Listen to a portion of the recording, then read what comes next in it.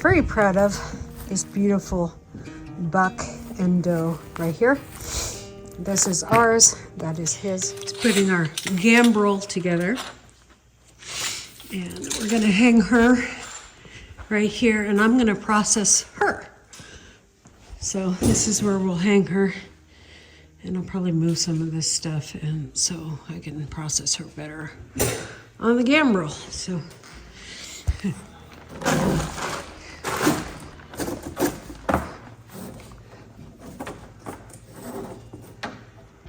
and basically just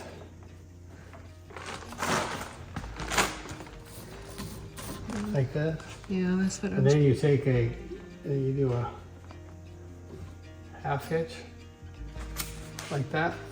The same way you do it for a boat. Okay. You tie a boat on. And that secures it. Okay. All right. And then it's easy to. How long do you think she can hang here before I have to process her? Days. Okay. I mean, the best thing in all actuality, let it hang for 7 days. Huh? As long as you can keep the temperature down in here, which it should be, right? I mean, Yeah. Okay, after I take care of our sick pig, I'll take care of her and process her. If you guys want to come along with that, I'll show you how I do that. This is meat for, we'll probably keep the back strap. Maybe, but this will probably be for our dogs, so. Once you get it skinned past the legs, you can usually pull it down if you're strong enough. Because my brother-in-law drug this one, you can see the drag marks. It didn't want to come down very easy.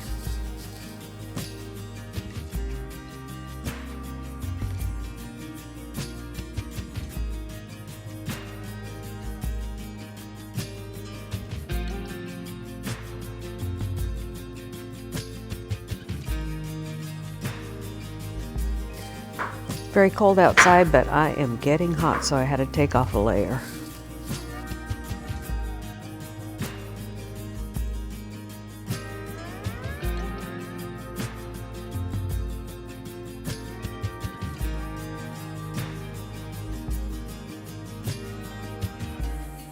Now you can see where she was shot right in the back from above.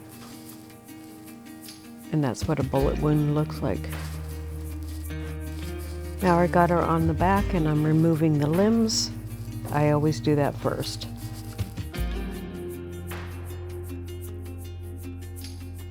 After removing the limbs, I take out the tenderloin and then go for the back strap. I left a large portion of the neck on so I could get the meat from there as well.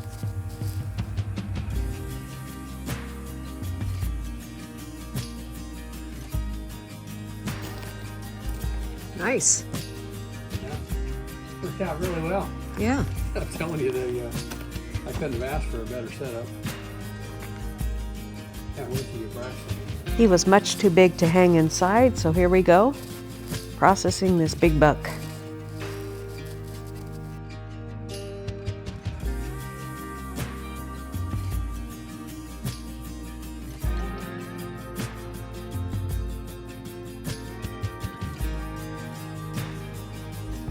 Now I'm doing the same with this buck. I want that neck meat, and I'm so glad I did that because there's a lot of neck meat on this thing.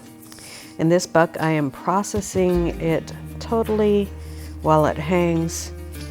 I watched somebody else do this and made sense to me, so. Getting that back strap, the rib meat, the neck meat, as much of the meat as possible.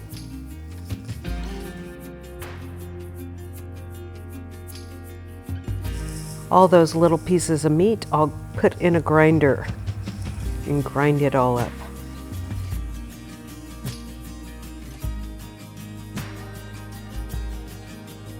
I got as much meat off of there as I can. I'm gonna come back and get the antlers off. So I'll just leave him hanging until I can do that. with Chris. And yeah, I might take the back end. I like to boil the back end and make broth for the dogs with it. So probably take the back and the neck. So I won't leave you guys for that. I'm gonna, as soon as my battery chops up, I can cut him apart a little more and just get them in, what I do is I put them in garbage bags, and then I can just boil the bones and make a nice little treat for the dogs. Then we get all the meat off of there. Obviously I tried to get as much meat off as I could. There's still like some areas in the ribs where I could get more off, but that's okay. But I'm gonna keep that neck piece and then this back piece, and then we'll take the antlers for the dogs to chew on, and they will absolutely love that. So thank you, God bless, and we'll see you guys next time here on Hedgehog's Homestead. Bye.